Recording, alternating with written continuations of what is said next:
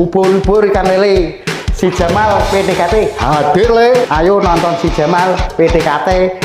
Memang oke. Ayo do nonton cak.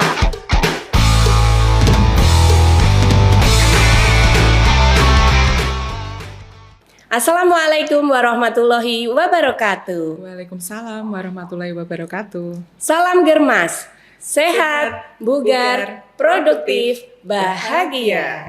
Hai Sobat Healthies, berjumpa kembali dalam acara Si Jamal PDKT, siaran Jumat malam podcast Dinas Kesehatan. Nah, pada kesempatan kali ini kami dari Puskesmas Tunjungan. Ya, perkenalkan nama saya Fitriana Kusuma yang akan memandu podcast kali ini. Saya hadir bersama kakak cantik, narasumber hebat kita. Ya, beliau adalah seorang bidan sekaligus sebagai programmer imunisasi di Puskesmas Tunjungan.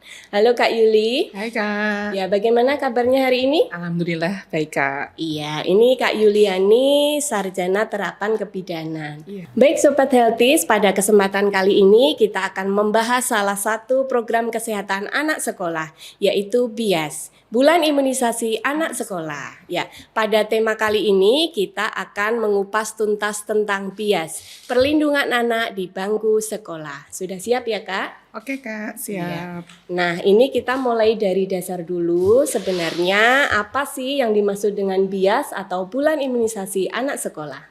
Oke, terima kasih Kak Fitri. BIAS atau Bulan Imunisasi Anak Sekolah adalah kegiatan pemberian imunisasi pada anak usia sekolah dasar atau sederajat, di mana ini merupakan program pemerintah juga Mbak untuk mempertahankan dan meningkatkan perlindungan anak terhadap penyakit yang dapat dicegah dengan imunisasi. Gitu. Jadi untuk anak-anak ini imunisasinya itu tidak berhenti saat dia usia bayi atau balita saja. Jadi ada imunisasi lanjutan yang diberikan di BIAS ini. Di bangku sekolah tentunya ya Kak ya. Ya. Nah, berarti BIAS ini sebenarnya merupakan kelanjutan dari imunisasi yang sudah diberikan sejak bayi. Nah, kemudian bisa dijelaskan juga tujuan dari BIAS ini Kak.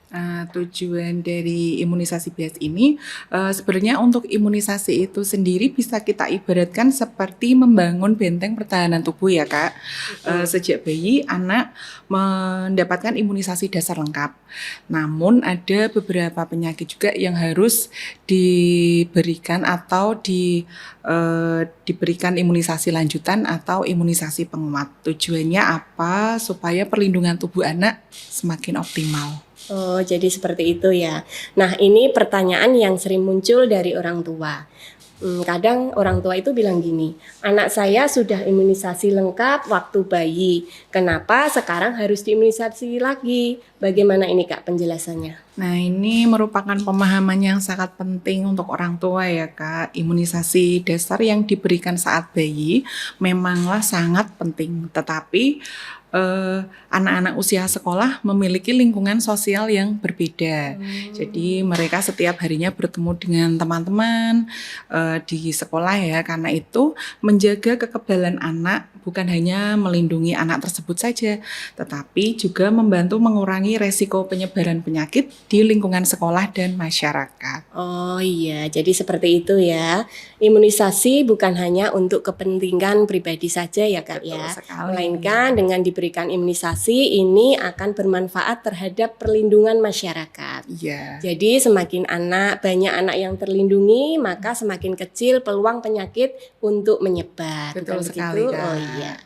Nah, untuk pelaksanaan BIAS ini akan dilaksanakan kapan? Terus berapa anak usia berapa? Terus kelas berapa? Dan jenis imunisasi apa saja yang akan diberikan? Nah, untuk BIAS ini setiap tahunnya ada 2 kali Kak, di bulan Agustus dan bulan November. Nanti ya, Iya. masih ada di bulan Untuk November. di bulan Agustus ini sasaran kita ada di kelas 1 yang mendapatkan imunisasi MR dan kelas 5 putri yang mendapatkan imunisasi HPV.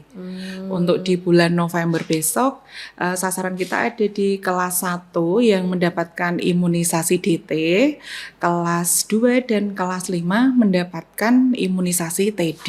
Seperti itu Kak. Ya, berarti dari setiap imunisasi yang diberikan itu masing-masing ada manfaatnya ya. Betul sekali. Mungkin bisa dijelaskan manfaat dari masing-masing jenis imunisasi yang diberikan. Oke, untuk imunisasi MR atau campak itu untuk mencegah penularan penyakit campak tentunya. Untuk imunisasi DT dan TD untuk mencegah penyakit difteri dan tetanus yang berpotensi menyebabkan kematian atau kecacatan. Kemudian untuk imunisasi HPV ini diberikan untuk perlindungan dari kanker serviks. Nah, maka dari itu HPV ini kita berikan di siswa putri, Kak. Oh iya, siswa putri tadi dijelaskan kelas 5 Kelas ya? 5, Untuk ya. yang SMP mendapat nggak? Kalau untuk yang SMP tetap kita berikan untuk siswa putri yang memang belum pernah mendapatkan HPV, ya. Nah, ini ada pertanyaan menarik. Kadang orang tua itu masih merasa kalau khawatir ya kalau anaknya diimunisasi. Kadang anak itu masih saat imunisasi merasa demam, terus kemudian lemas kayak gitu. Nah, mungkin bisa dijelaskan apakah imunisasi ini sebenarnya menimbulkan penyakit apa tidak sih? Oh, itu ya, Kak. Jadi setelah imunisasi, sebagian anak memang dapat mengalami reaksi ringan seperti demam ringan, kemudian nyeri atau timbul kemerahan di sekitar tempat suntikan atau merasa kurang nyaman. Nah, seperti itu orang tua tidak perlu panik karena reaksi itu bersifat sementara dan tidak menetap. Namun kalau seumpama keluhan tadi kok menetap atau menyebabkan anak-anak terganggu aktivitasnya, maka orang tua bisa berkonsultasi dengan tenaga kesehatan. Seperti itu. Untuk gejala setelah pasca imunisasi ini ya, itu biasanya berapa hari? Untuk gejala atau gejala pasca imunisasi biasanya sehari atau 2 hari gitu sudah reda, Kak. Iya, nah misalnya ada anak yang lebih 2 hari itu masih demam, apa yang harus dilakukan orang tua, Kak? Nah, dan orang tua dapat berkonsultasi dengan tenaga kesehatan terdekat atau anak dibawa ke puskesmas. Bisa langsung dibawa ke puskesmas ya. Bisa. Tapi mudah-mudahan setelah pasca imunisasi tidak aman-aman ada saja. apa-apa ya. Iya, Kak. Ya, baik. Kalau begitu, apa sih peran orang tua dan juga sekolah dalam mensukseskan program BIAS ini? Nah, untuk peran orang tua sendiri, yang pertama mungkin orang tua perlu memastikan anak mendapatkan imunisasi sesuai jadwal. Kemudian jangan takut bertanya atau menggali informasi lebih ke tenaga kesehatan apabila ada hal-hal yang memang kurang dipahami atau belum dipahami. Kemudian orang tua wajib memberikan dukungan kepada anak agar tidak takut ketika akan diimunisasi. Itu untuk orang tua ya, Kak. Kalau untuk sekolah mungkin sekolah dapat memberikan edukasi kepada siswa, juga membantu koordinasi pelaksanaan imunisasi tersebut. Jadi antara sekolah kemudian orang tua justru tidak boleh menakut-nakuti ya. Iya, harus memberikan jangan. semangat kepada para Anak-anaknya, siswa sebelum iya. diimunisasi. Oke, Nah, tadi sudah dijelaskan juga bahwa BIAS itu dilaksanakan di bulan ini Agustus dan nanti yang akan datang di bulan November. Nah, perlu juga disampaikan kepada Sobat Healthy semuanya, Kak. Ini persiapan apa saja yang harus dilakukan sebelum anak mendapatkan imunisasi? Karena ini juga merupakan perlu diperhatikan orang tua, nggih. Nggih. Ya, coba dijelaskan, Kak. Nah, untuk persiapan siswa-siswinya yang akan atau putra-putrinya yang akan diimunisasi, paling tidak pagi sudah sarapan terlebih dahulu.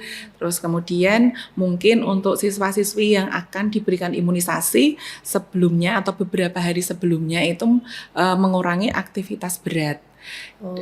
Dan dipastikan anak-anak ini sehat, tidak ada pengobatan apapun. Iya. Seperti itu. Ya, kalau sebelum imunisasi tadi katanya harus sehat ya. Misalnya ada anak seperti batuk pilek ringan, itu bisa diimunisasi atau nunggu sembuh dulu? Nah, untuk yang anak-anak yang ada keluhan, mungkin petugas akan akan screening dulu, Kak. Maunya untuk bertanya-tanya dulu ke anak tersebut, ini sudah berapa lama sakitnya, sudah ada pengobatan atau belum. Biasanya kalau memang sudah ada pengobatan, itu ditunda terlebih dahulu. Seperti itu. Oh iya. Oke, setelah itu ini kan di bulan Agustus sudah berjalan ya, tentunya di puskesmas kita, Puskesmas Tunjungan sudah melaksanakan kegiatan BIAS. Nah, untuk Puskesmas Tunjungan sendiri, hasil pelaksanaan BIAS kemarin bagaimana? Bisa diceritakan? Untuk di Puskesmas Tunjungan ini kan ada 36 SD ya Oh, Kak ya, iya. 36 SD 36. dan alhamdulillah di terakhir pelaksanaan itu di hari Selasa kemarin. Oh iya, Selasa ya. Hari Selasa kemarin. Dan alhamdulillah untuk semua siswa bisa tercakup semua Kak imunisasinya dan juga tidak ada masalah atau KIPI seperti kejadian pasca imunisasi. Insya Allah enggak ada lah. Untuk aman-aman aja. capaiannya berarti sudah berapa persen nih kira-kira? Untuk capaian imunisasi kemungkinan ya ada 90% lah. Iya, karena memang kita kalau ke sekolahan itu kan mungkin ada beberapa siswa yang ditunda imunisasi karena iya. tadi ada yang sakit, kemudian ada juga yang izin ya Kak ya. Untuk Agustus ini mungkin kan banyak acara juga Kak. iya, Jadi mungkin jadi- kan ada yang mengikuti lomba, ada yang mengikuti gerak jalan seperti itu. Jadi memang harus diundur dulu untuk imunisasinya. Tapi nanti tetap dilaksanakan lagi ya. Iya. Berarti nanti akan ada sweeping imunisasi untuk siswa yang belum mendapatkan imunisasi. Iya. Oke, baik Sobat Healthies, cukup jelas sekali ya informasi yang sudah disampaikan oleh narasumber. Semoga bisa bermanfaat bagi semuanya dan ternyata saatnya kita sudah mulai undur diri. Iya, mungkin sebelum kita akhiri, Kak Yuli bisa menyampaikan closing statement atau pesan khusus untuk tema kita kali ini. Oke, terima kasih Kak Fit. Jangan menganggap imunisasi anak sekolah sebagai sesuatu yang tidak penting hanya karena anak sudah mendapatkan imunisasi ketika bayi. Pastikan anak mengikuti program imunisasi sesuai jadwal dan sasaran. Jangan ragu berkonsultasi dengan tenaga kesehatan apabila ada pertanyaan atau kekhawatiran. Karena anak yang sehat adalah investasi untuk masa depan. Wah, luar biasa sekali untuk pesan khususnya. Jadi Sobat Healthies, mari kita dukung BIAS. Imunisasi bukan hanya sekedar suntikan, tetapi merupakan bentuk perlindungan untuk masa depan anak. Sobat Sehat, sampai berjumpa dalam acara Si Jamal PDKT episode selanjutnya. Jangan lupa like, comment, share, dan subscribe channel YouTube Dinkesda Blora. Sampai berjumpa lagi. Billahi taufik wal hidayah. Wassalamualaikum warahmatullahi wabarakatuh.